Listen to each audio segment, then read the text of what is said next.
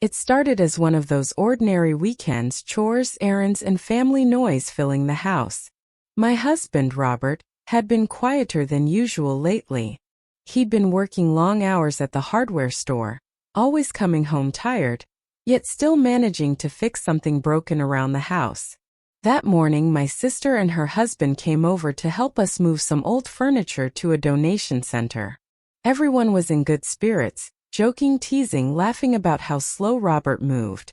"Rob, you'd lose a race to a snail," my brother-in-law joked, and we all burst into laughter.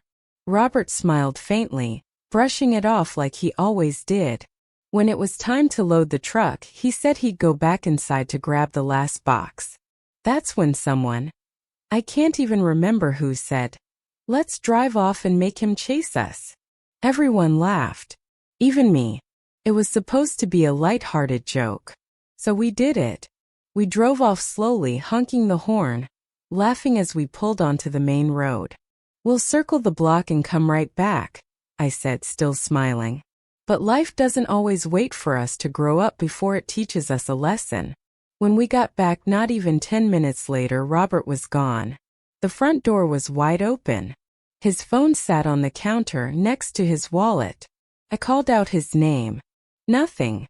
At first, we thought he was hiding somewhere to scare us, to get even.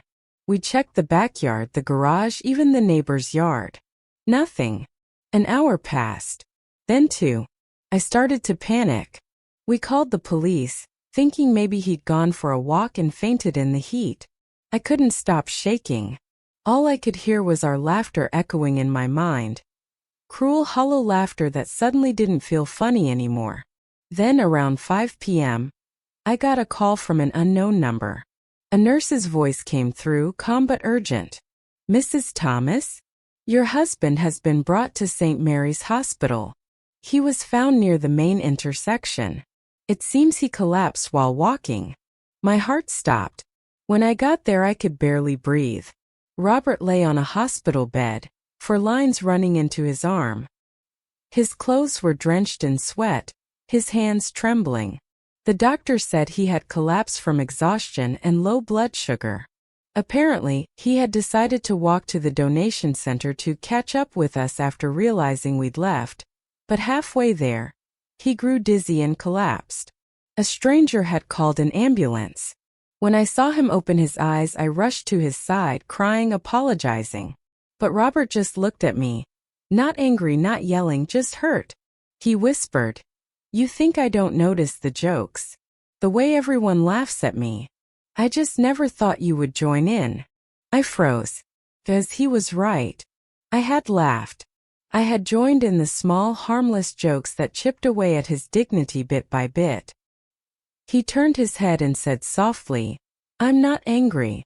I just realized I've been the fool of my own family. Maybe I let that happen." That broke me. He came home 2 days later, but things were different. He didn't laugh as much. He still helped around the house, still smiled, but it was the quiet, distant kind. The kind that makes you wonder what's going on behind it. Now, months later, I can't hear laughter the same way anymore. Every time someone cracks a joke at someone's expense, I think of that day. Of the man lying pale on a hospital bed because we couldn't tell where fun ended and cruelty began. Sometimes the people we tease the most are the ones who love us the deepest. We call it just a joke. But words and actions can wound in silence. Respect should never be sacrificed for laughter. Because once someone feels small in your presence, your laughter will never sound the same again. Cherish those who stay kind, even when the world keeps laughing at them.